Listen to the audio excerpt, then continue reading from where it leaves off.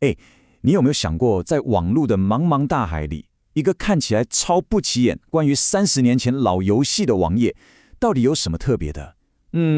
它看起来可能很普通啦，但它其实就像一把钥匙，可以带我们打开一座可以说是收藏了我们所有数位记忆的图书馆。听起来很酷，对不对？想知道这到底是怎么一回事吗？来，跟我一起来看看。没错，这就是我们今天要解开的谜题。一个30年前的老游戏网页，到底能告诉我们什么关于整个网络的惊人秘密？走，我们现在就来当个数位侦探，一起来把它查个水落石出。好，我们调查的起点就是这个啦 ，Ultima 7，中文叫《创世纪7代》。这是一款1992年的经典 PC 游戏。你可能会觉得，这么老的东西？但相信我，这个看起来好像没什么人知道的数位老古董，就是我们等等要解开整个谜团的关键。OK， 我们的调查正式开始。第一个线索就是眼前这个页面，它是一个放在网际网络档案馆，也就是 Internet Archive 里的影片项目。你看哦，表面上它就是一个关于老游戏的影片嘛，没什么了不起。但魔鬼总是藏在细节里，对吧？好，那要从哪里开始看呢？我们来解密一下它的数位卡片目录。这听起来很专业，其实就是所谓的元数据，也就是 metadata。就像以前图书馆里每本书都有一张小卡片，记录它是谁写的，什么时候出版的。在数位世界里，每个档案也都有这样一张卡片，记录了它的身家背景。你看哦，这些元数据根本就是这个档案的 DNA。比如说这个 identifier， 它就是这个档案独一无二的身份证字号，保证它在茫茫的资料海中绝对不会被认错。然后 edit date 就是它被上传到这里的日期，甚至连当初是用哪个软体来处理这个档案的，都记录得一清二楚。这就告诉我们，这不是随便把档案丢上来而已，这根本是超严谨的数位考古学啊！哇，你看这个数字，36.6 GB， 我的天哪！你要知道哦，这只是一个游戏的相关资料而已哦，档案就这么大。你可以想象一下，如果要保存成千上万甚至上百万个这样的数位资料，那背后需要的储存空间跟资源有多吓人吗？然后还有这个数字315，这什么意思？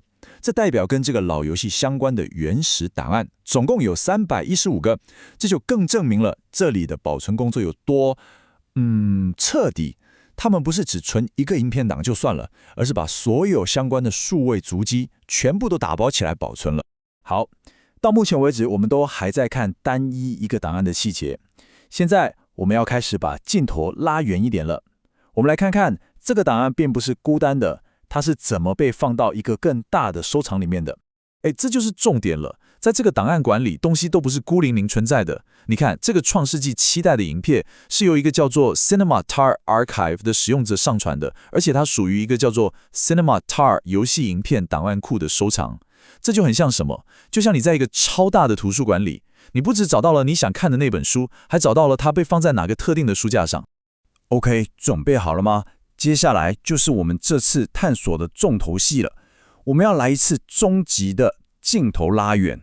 你会发现我们刚刚看的那个小小的游戏收藏，跟整个东西比起来，根本就像是宇宙里的一粒沙。它其实只是一座超级巨大的数位图书馆里面一个超级微小的部分而已。我们先从我们最熟悉的地方开始看起，影片区。我们刚刚研究的那个老游戏影片就属于这里，但它真的只是冰山一角。你看这里有什么？有快要失传的老卡通，超珍贵的艺术电影，各个年代的新闻片段，甚至还有搞不好是你小时候看的电视节目。这哪里只是档案库，这根本就是一座活生生的动态影像博物馆。但你以为这样就结束了吗？还没。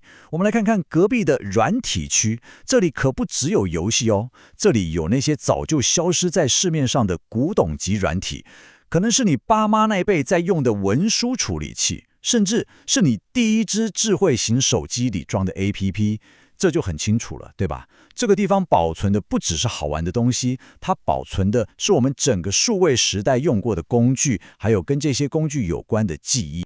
我们的旅程还在继续，而且规模是越来越夸张。来，这里是文本区，也就是书。你想象一下，全世界的图书馆突然都为你敞开大门，是什么感觉？就是这种感觉。从早就绝版的旧书，到最新的学术论文，几百万本的知识结晶，全部都在这里让你免费看。最后，我们再快速看一下音讯跟图片区。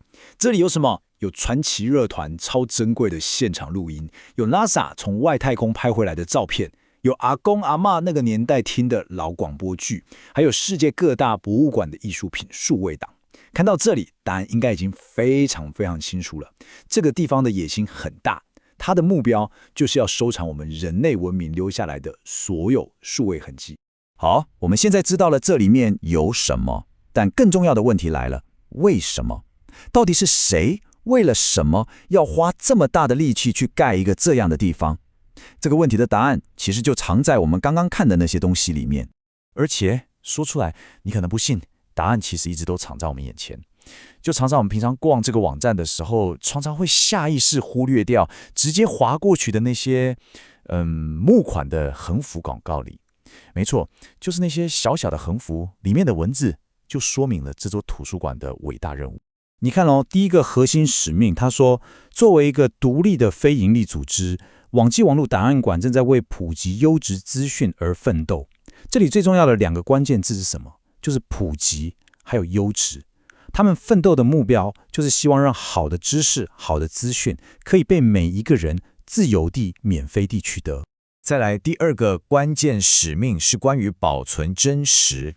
他说，他们要透过记录政府网站、新闻出版物、历史文件等等，来保持记录的正确性。这在我们现在这个时代实在是太重要了。你想想，现在假消息满天飞，很多东西可能今天看得到，明天就被改掉或删掉了。